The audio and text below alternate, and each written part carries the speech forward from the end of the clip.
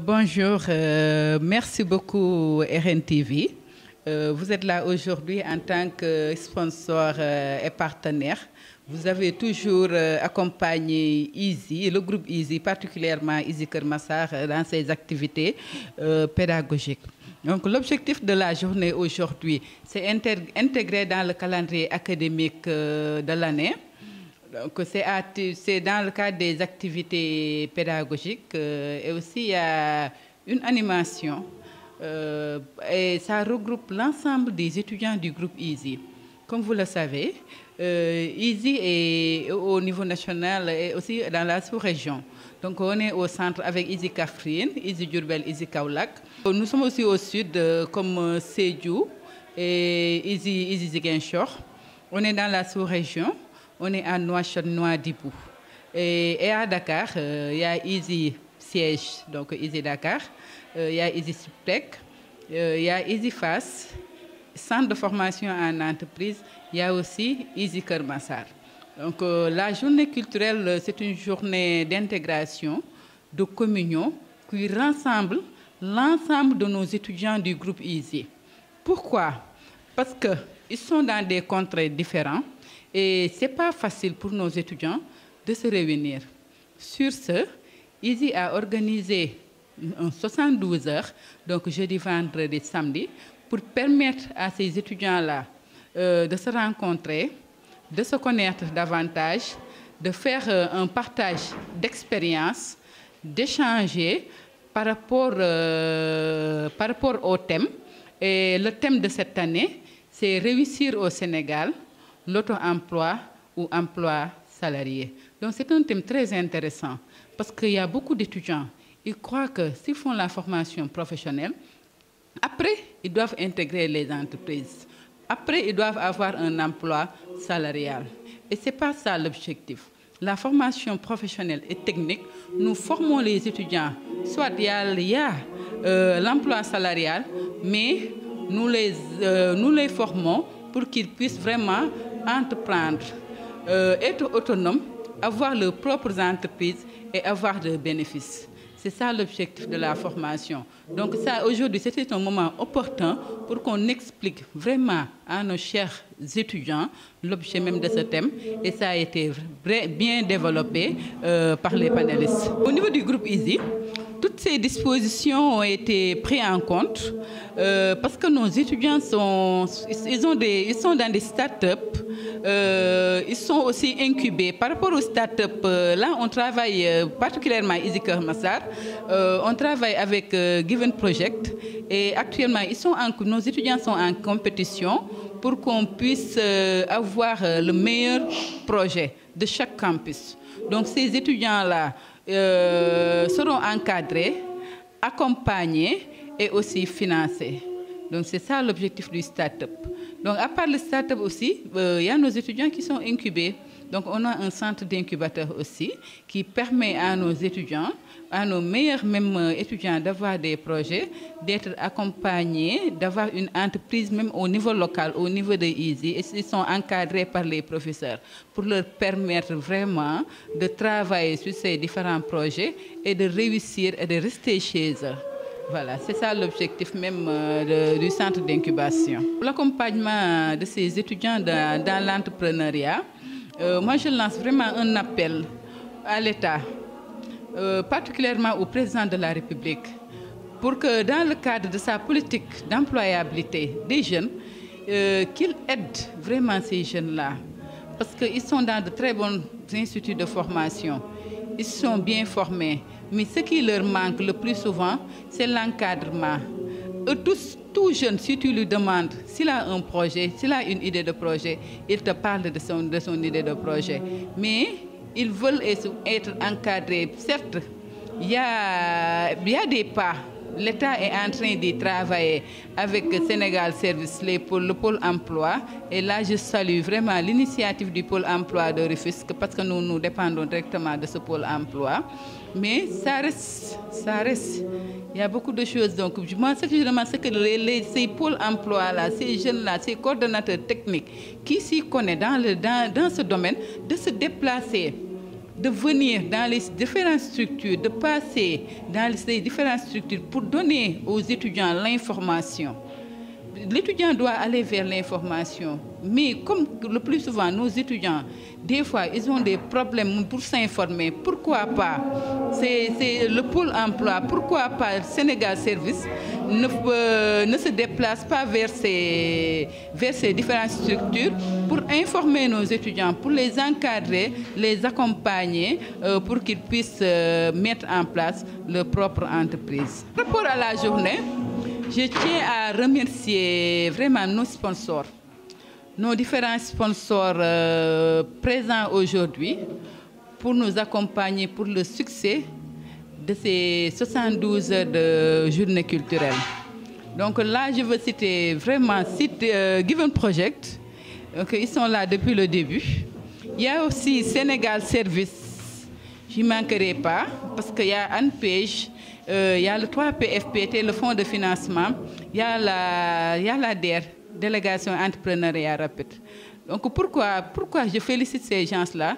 Parce que ça rime avec le thème d'aujourd'hui. Si on parle de réussir au Sénégal, auto-emploi ou emploi salarié, on ne peut pas ne pas parler du Sénégal Service, parce que ce sont des services mis en place par l'État pour accompagner les jeunes à apprendre et à entreprendre.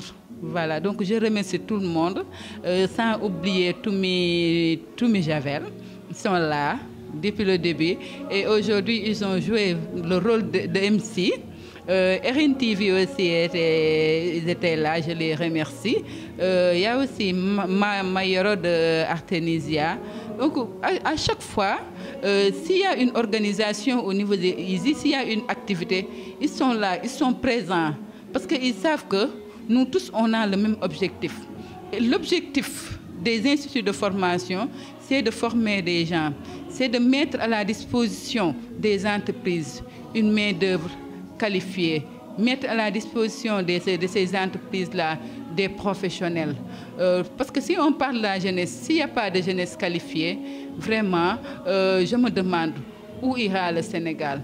Donc si nos jeunes ne sont pas formés, que deviendra vraiment le Sénégal? Et nous, on n'a rien d'autre si ce n'est pas ce Sénégal. Nous tous, nous œuvrons dans ce domaine, nous voulons le succès, que le succès soit éclatant pour tout le monde. Merci beaucoup, Chouaï, ministre. Nous avons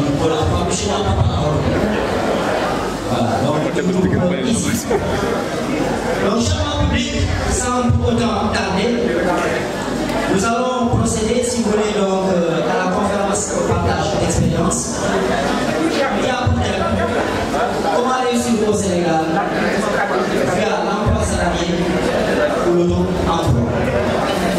C'est ce thème que nos deux panélistes, effectivement, vont développer avec nous pour nous donner des rudiments qui nous permettent à l'obtention de notre diplôme de s'insérer facilement dans le tissu social, professionnel, économique sénégalais. C'est pour cette raison que je m'avais vous appeler à beaucoup plus d'attention, à beaucoup plus d'écoute, pour que vous puissiez effectivement puiser le maximum de connaissances possibles donc devant vous être utile. Donc, chers panélistes, je vous remercie pour nous avez toujours avec nous, au nom de la direction du groupe et de l'ensemble des étudiants du groupe ici. Nous vous remercions encore une fois et je m'avais donné le micro pour qu'on puisse commencer. Je ne sais pas si je vais commencer par le chemin ou par la chemin. Donc, par le chemin. Je vais nous faire le lien par rapport à notre développement pour la suite. On va passer à la journée. Et de choisir par rapport à la stage de l'année. Merci. Derrière, s'il vous plaît. Point de bruit. Voilà, merci beaucoup, M. Maire. S'il vous plaît.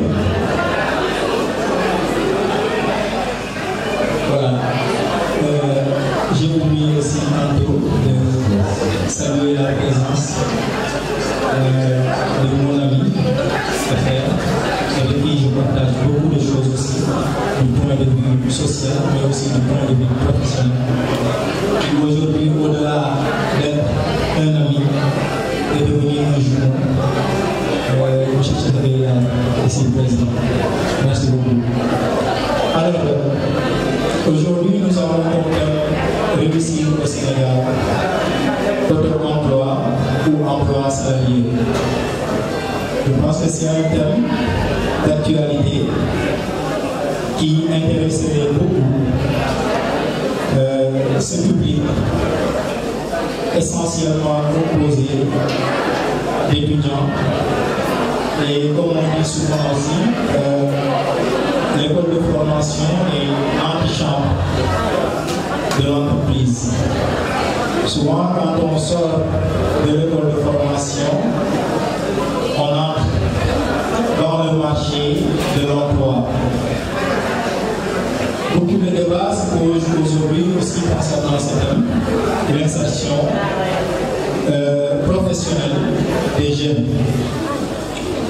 J'ai l'habitude de le dire, après une formation, que ce soit à l'école de formation comme ici, à l'atelier ou quelque part d'autre, après une formation, on a deux possibilités. L'une des possibilités, c'est demander de l'emploi, et l'autre possibilité, c'est créer de l'emploi. Et partout dans le monde où vous allez, vous avez ces deux possibilités-là après une formation. Soit demander de l'emploi ou bien créer de l'emploi. Et toutes ces deux possibilités-là peuvent vous mener vers la réussite. Mais tout dépendra de ce que vous allez appeler réussite. On en reviendra tout à l'heure. Sénégal, un pays qui est essentiellement composé de jeunes. On parle de 70% de jeunes et un taux de chômage qui excède les 20%. Un pays aussi où il y a un fort taux, un taux très élevé de NEET ou non-education, non-employment and non-training. Nous avons aussi un taux qui pousse le Sénégal à faire partie des 19 pays dont le taux de NEET excède 35%. Le NEET, c'est quoi?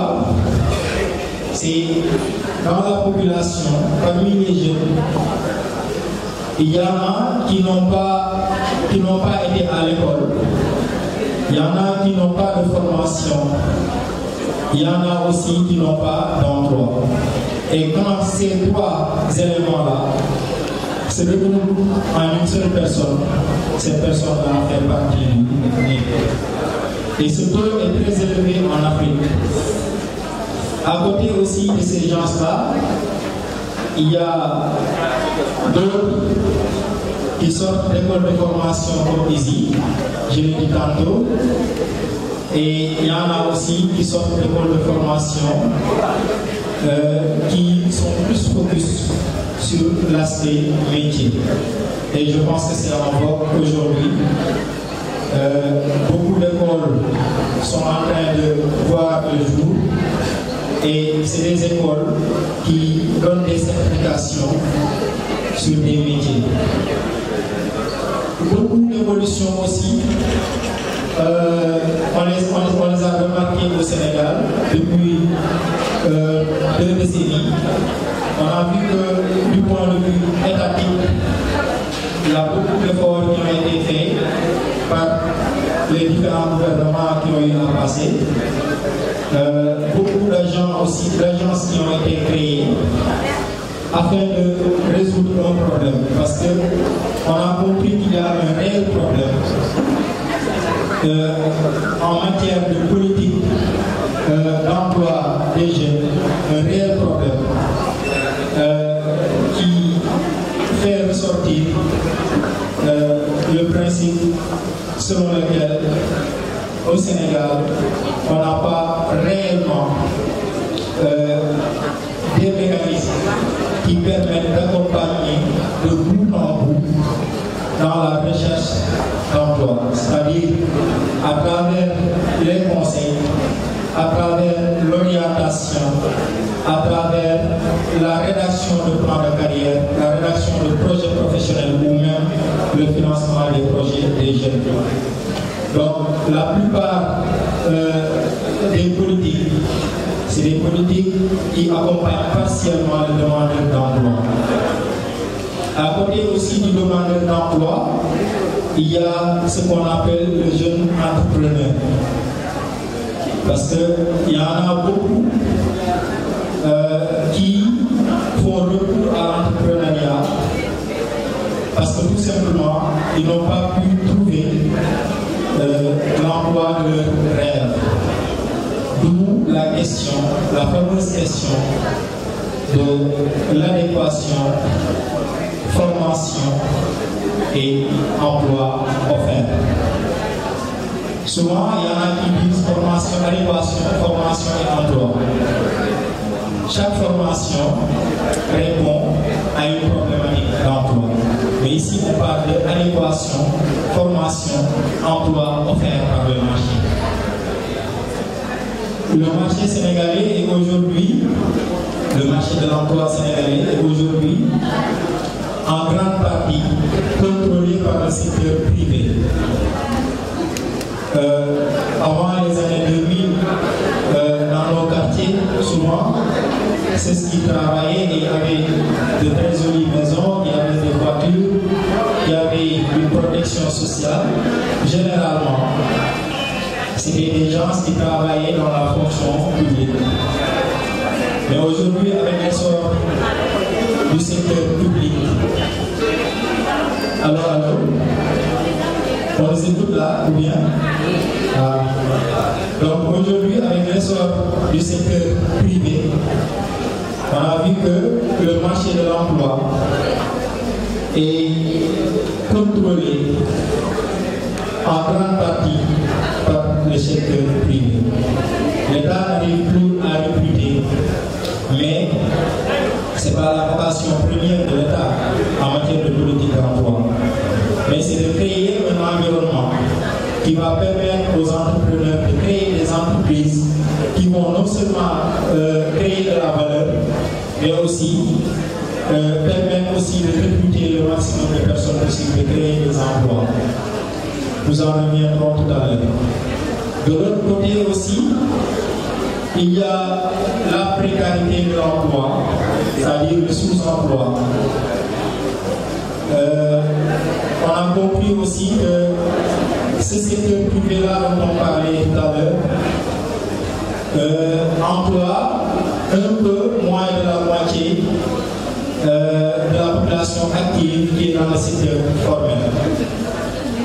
Mais la plus grande partie de la population active, surtout chez les jeunes, est employée dans le cadre des activités qui sont dans l'informel, c'est-à-dire des activités génératrices de revenus comme le commerce, d'autres activités comme l'agriculture, etc. Excusez-moi. Donc, nous remarquons réellement qu'à côté de tout cela, il y a une précarité, une recrudescence du sous-emploi. Quand on dit que le taux d'activité au Sénégal est bien, on fait référence à ces deux notions-là, c'est-à-dire le formel et l'informel. Mais bien en tant que taux, mais dans le contenu, on a remarqué que les emplois peinent à être décents. C'est quoi un emploi décent? C'est un emploi qui permet à la personne de pouvoir non seulement subvenir à ses besoins, mais aussi aux besoins des membres de sa famille. Et on en voit rarement au Sénégal. Point d'interrogation. Donc nous allons aussi parler du pourquoi et des solutions aussi. Alors, si on revient au thème de réussir au Sénégal, réussir soit avec un salaire ou réussir avec des bénéfices, vous préférez quoi? Réussir avec salaire ou bénéfice?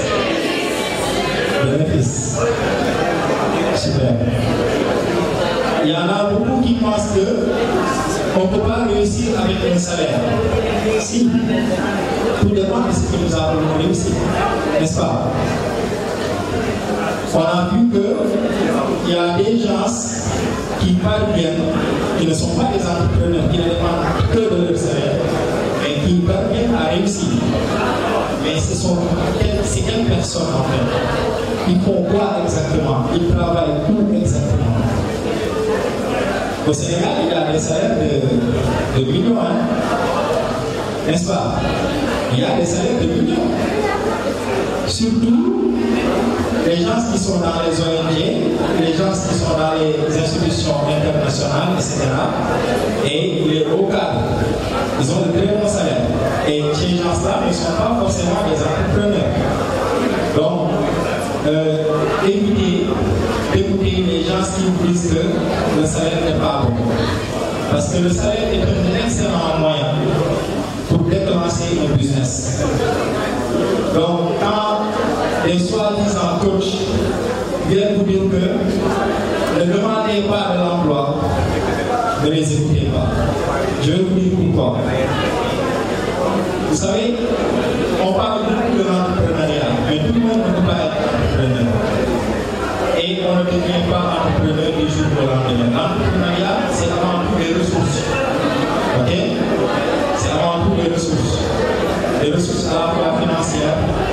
S'il vous plaît, on écoute. On écoute. Donc l'entrepreneuriat, comme je disais, c'est avant tout des ressources.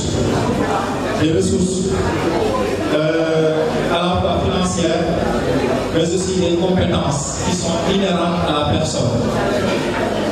Et on n'acquiert pas toutes ces compétences et toutes ces ressources du jour au lendemain. Parce que d'être en entrepreneuriat, c'est quoi? C'est créer une entreprise. Quand on parle d'entrepreneuriat, on parle d'entreprise, avec toutes les branches de l'entreprise. Donc, si vous n'avez jamais été en entreprise, comment pensez-vous pouvoir développer votre entreprise? Vous voyez, c'est très difficile. C'est très très difficile. Donc, l'emploi salarial, c'est bien. Mais l'entrepreneuriat, c'est encore mieux. Mais comment faire? En tant que jeune aujourd'hui, comme je l'ai dit tantôt, vous savez très bien qu'il y a beaucoup d'institutions qui ont eu à évoluer. Des institutions publiques comme des institutions privées. Mais du point de vue public, il y a beaucoup d'institutions qui travaillent sur l'emploi et l'insertion des jeunes. Selon vos deux possibilités, les deux possibilités que vous avez en tant que demandeur d'emploi. Pour ceux qui demandent de l'emploi, il y a beaucoup d'institutions. On parlait de ANEJ autant, c'est devenu ANEJ. On parlait aujourd'hui aussi dans le cadre de la formation pour le travail sur le problème qui a été cité tantôt, c'est-à-dire l'inadéquation offre d'emploi et formation. Je pense que c'est ce qui a créé l'objet, ce qui a poussé les institutions étatiques à travailler sur le projet des CISEP. Okay? Depuis 2014, on a vu que l'État est en train d'implanter dans les régions des CISEP, qui sont des instituts qui forment spécifiquement sur des métiers ciblés. Donc tout cela, ça participe à la réponse concernant la problématique de l'inadéquation, formation et emploi. D'autre part aussi, il y a dans le cadre de l'entrepreneuriat des institutions aussi qui ont vu le jour et qui accompagnent l'entrepreneur en amont et en aval dans le cadre de son entrepreneuriat. Et ces institutions-là sont à la fois publiques et privées, comme le Guiman Project, comme le consortium Jeunesse Sénégal et tant d'autres institutions, et même les ONG qui sont là dans le cadre de l'accompagnement. Mais le même problème des demandes d'emploi du Sénégal, c'est quoi?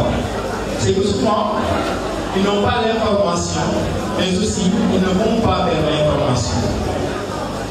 Combien d'entre vous est déjà allé dans une entreprise pour demander des informations seulement, pour demander des informations sur l'entreprise?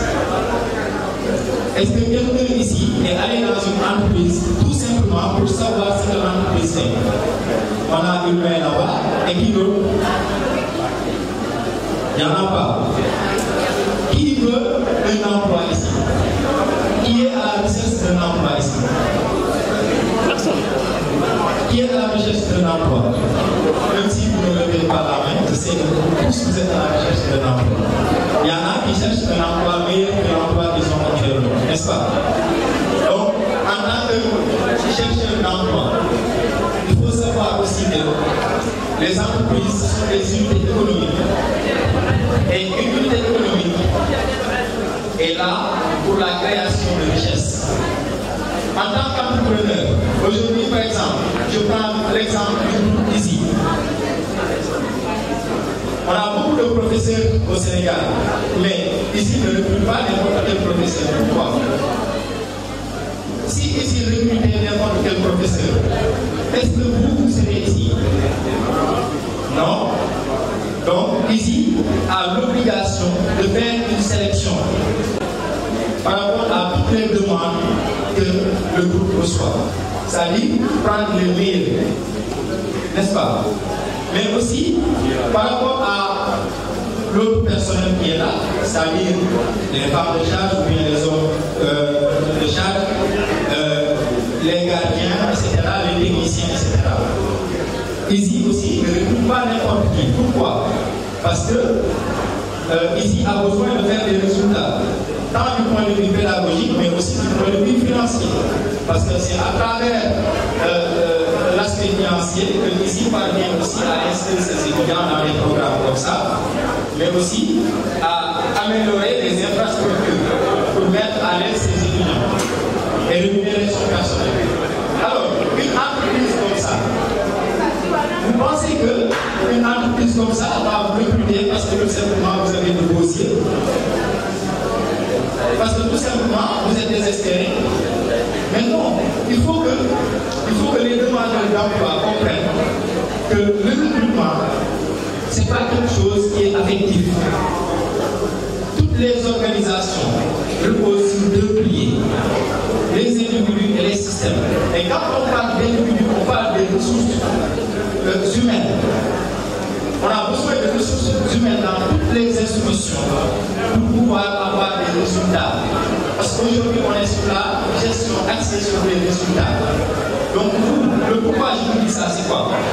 C'est que vous, en tant que demandeur d'emploi ou bien en tant que créateur d'emploi, vous devez être prêt.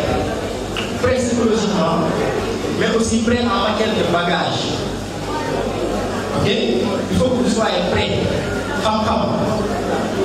C'est très important. L'autre chose, c'est que vous soyez à la recherche active d'emploi. Parce que les plateformes de recherche d'emploi au Sénégal ne sont pas les mêmes dans tout le pays. C'est pas la même chose. Ici, on a des réalités qu'il ne faut pas écarter. C'est la réalité. Donc, je disais que souvent, quand vous allez dans les entreprises, on vous pose beaucoup de questions sur l'entreprise concernée. Donc, tantôt, j'ai dit que le demandeur d'emploi, il est quoi? Le demandeur d'emploi, c'est quelqu'un qui doit non seulement avoir les informations sur le marché de l'emploi, mais aussi exactement sur ce qu'il peut faire à chaque. Parce qu'il y en a beaucoup qui demandent juste un stage, ou bien qui demandent un emploi, mais qui sont prêts à prendre n'importe quel emploi. Ok? C'est pas ça. Parce que l'entreprise a un objectif très précis en matière de recrutement. Quand on a besoin d'un directeur de la production, ou bien d'un directeur de partie informatique, on ne peut pas prendre par exemple une personne qui a fait de la communication en tant que directeur de partie informatique. On ne ne peut pas faire ça. Même si on veut recruter, votre formation n'est pas en adéquation avec ce que nous offrons, avec nos besoins. Donc, vous aussi, vous devez faire de telle sorte que les formations que vous faites soient en adéquation avec les objectifs professionnels que vous avez. Et pour ce faire, il vous faut un plan, un projet professionnel. Il vous faut un plan de carrière. Et rares sont les demandeurs d'emploi qui ont un plan de carrière ou bien un projet professionnel. C'est très important.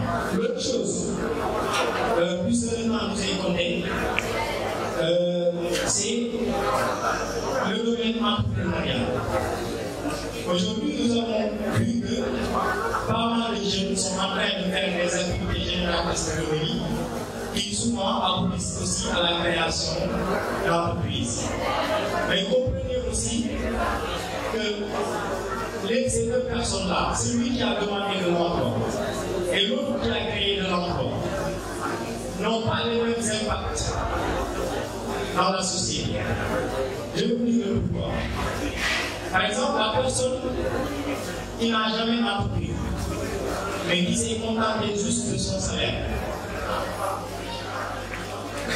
Ces personnes-là, très rarement, impactent très rarement à travers son travail, sa communauté. Mais pour la personne qui a créé une entreprise, elle ne crée pas en même temps. Elle crée de l'emploi. Il y a des entrepreneurs dans la salle. Ah oui. Et quoi? En créant une entreprise, on crée de l'emploi. Et les emplois que nous créons, ça veut dire quoi? Ça veut dire que moi, je vais employer un jeune célibataire qui est en train de me regarder, qui va, à travers le salaire que je lui donne, qui va aider ses parents, qui va peut-être épargner un peu pour avoir une maison, ou bien qui va pouvoir se marier et entretenir sa femme. Ok? Ou bien si c'est le contraire, si c'est une femme que j'ai recrutée, qui va aussi essayer d'aider son mari dans le cadre des dépenses quotidiennes. Mais de l'autre côté, il y a la création de richesse. Parce que je vous ai dit tantôt que l'entreprise, c'est une unité économique qui est destinée à la production de biens et de services marchands. Et c'est le mieux de faire aussi la distinction quand c'est pas marchand, c'est pas de l'entrepreneuriat. Entrepreneuriat et bénévolat, c'est pas la même chose. Il y en a beaucoup qui font du bénévolat et qui se disent voilà, je suis un grand entrepreneur, j'ai créé ceci. Quand c'est pas marchand, c'est pas une entreprise. Le bien que vous offrez, le service que vous offrez, ou bien le bien que vous produisez, doit être marchand. Ok? Quand par exemple, on a par exemple un jeune styliste qui est dans le coin, il y en a beaucoup qui confectionnent des habits, qui les donnent gratuitement, ce ne sont pas des entrepreneurs. Mais les autres qui les vendent, eux, ce sont des entrepreneurs. Okay? Donc, il y a l'aspect entreprise qu'il faut comprendre. Et l'entreprise, c'est quoi son objectif? C'est la production de biens et de services marchands. Ça veut dire quoi? Ça veut dire que c'est la production de richesse. Donc, au-delà de la création d'emplois, il y a la création de richesse. Et il y a une autre chose aussi qui est très importante. Je parle surtout des impacts que vous aurez en tant qu'entrepreneur dans votre communauté. Vous avez créé des emplois, vous avez créé de la richesse, mais il y a ce qu'on appelle le produit intérieur brut. Le PIB par habitant au Sénégal est très faible. Vous savez ça. Et le Sénégal aussi fait partie des pays du point de vue économique les moins développés. N'est-ce pas? Parce que tout simplement le PIB du pays n'est pas conséquent. Et comment vous, en tant qu'entrepreneur, vous pouvez aider le pays à avoir un taux de PIB qui est très élevé? Comment? Vous savez, il y a beaucoup de pays qui a été développé par le secteur public. Tous les pays développés ont été développés par un secteur privé fort. Pour l'importance, pour les administrés, pour l'État, de créer un environnement entrepreneurial sain Et c'est à travers cet environnement-là qu'on va réussir à résoudre le problème de l'insertion des jeunes, mais aussi le problème du chômage et le problème du sous-emploi. Parler aussi en fait, de la participation des entrepreneurs sur le développement économique d'un pays. J'ai dit aussi qu'il n'y a aucun pays dans le monde qui a été développé par le public. Tous les pays développés ont été développés par un secteur privé fort. Je vous donne juste une anecdote. Vous savez, pendant, bon, on est toujours dans la période de Covid-19, mais quand c'était un peu plus élevé, on a vu que l'État avait un objectif de 1000 milliards ou 450 milliards justement. Et on a vu une forte participation du secteur privé. Okay. Et on a remarqué aussi que le secteur privé français contribue souvent par rapport à donne souvent de l'argent à notre État en tant que prêt, etc. Okay. Donc c'est parce que tout simplement notre secteur privé n'est pas assez fort, on n'a pas assez d'entrepreneurs, on n'a pas assez d'entreprises pour pouvoir aider l'État. Et aujourd'hui, vous, par exemple, quand vous créez une entreprise dans votre localité, les patentes, vous louez par exemple, vous louez un local où vous allez, qui sera le siège de votre entreprise, les patentes que vous allez utiliser, les patentes qui vont dans la prochaine. Donc vous comprenez que même quand vous ouvrez une boutique, dans votre quartier, vous aidez votre commune à booster son budget. Vous avez compris ça? En créant une boutique, vous aidez votre commune à booster son budget. Quand on crée une entreprise, l'impôt sur les sociétés qui est prélevé, c'est cet impôt-là que l'État collecte pour pouvoir booster son budget. Financer les infrastructures qu'on est en train de faire, etc. Financer l'éducation, financer le etc. Donc, en tant qu'entrepreneur, comprenez tout simplement que non seulement vous avez trouvé de l'emploi pour vous, vous avez créé de l'emploi pour les autres, mais l'autre diable, le point diable. L'autre, vous faites le diable, le point diable. Est-ce que vous comprenez? Donc, en tant qu'entrepreneur, vous créez de l'emploi, vous participez à l'autonomisation de la population. En tant qu'entrepreneur, vous créez de la richesse, c'est-à-dire l'autre que l'on devrait dans ce monde. Et quand on parle de réussite, souvent il y en a qui parlent de subvenir à ses besoins. Moi, quand je parle de réussite, je parle de réalisation de soi. Mais il y a une différence entre réussir dans la vie et réussir sa vie. Donc je m'en vais m'arrêter là pour le moment, le temps que les savoir, les valeurs, c'est plus moyen. Bonjour chère communauté de la RNTV, votre première chaîne de la révolution numérique du Sénégal. Aujourd'hui, nous sommes à Keur Massar, plus précisément à Izy Keur Massar. Nous sommes venus à la rencontre des jeunes, vraiment, qui ont choisi aujourd'hui un thème qui est très innovant, je vais dire. Maintenant, sans plus tarder, nous allons tendre ce micro de la révolution numérique à des étudiants. Ils vont nous dire quelles sont leurs ambitions, quelles sont leurs suggestions, quels sont leurs sentiments par rapport à cette journée. Bonjour monsieur. Bonjour, je m'appelle Abdoulaziz Fall. Je suis étudiant en L1GL au groupe Izy, plus précisément à Izy Keur Massar. Merci. Merci beaucoup monsieur. Et aujourd'hui, quel était l'objectif de votre journée d'aujourd'hui? En fait, Izy, c'est l'institut de référence dans l'éthique ici au Sénégal. Raison pour laquelle elle est le leader. Notre institut est le leader dans le monde du développement web, dans le monde du gaming, dans le monde de l'informatique. Izy, l'institut de référence dans l'éthique, donc institut supérieur d'informatique, spécialisé dans l'informatique. Aujourd'hui, Izy forme les meilleurs étudiants en informatique ici au Sénégal, partout dans les régions, à Diourbel, à Kaolack et dans la sous-région, à Mauritanie, Izy est présent. Donc nous sommes trop contents d'être parmi les étudiants de Izy et ces journées culturelles sont faites pour encourager les étudiants de Izy. Parce que vous le savez bien, samedi, Inch'Allah, le samedi, les étudiants de ISI qui sont les meilleurs vont être honorés, vont être primés au Magicland. Nous remercions le directeur pour ses actions qu'il fait pour les étudiants de ISI Keur Massar et des autres ISI. Merci beaucoup, monsieur. Et quel était le thème d'aujourd'hui? Le thème d'aujourd'hui, c'était réussir au Sénégal, l'auto-emploi et l'emploi salarié. Merci beaucoup. Et qu'est-ce que vous sous-entendez de ce thème? En fait, ce thème nous montre que les jeunes, après leur formation, est-ce qu'ils vont entreprendre ou ils vont aller vers les entreprises? Mais personnellement, je pense que les jeunes, après leur formation, ils doivent entreprendre parce que c'est le meilleur moyen d'exprimer leurs expériences et insérer dans le milieu professionnel. Pour insérer dans le milieu professionnel, êtes-vous déjà entrepreneur? Inch'Allah, je veux bien être entrepreneur d'ici quelques années parce que je suis en licence 1 comme je l'avais dit tout à l'heure.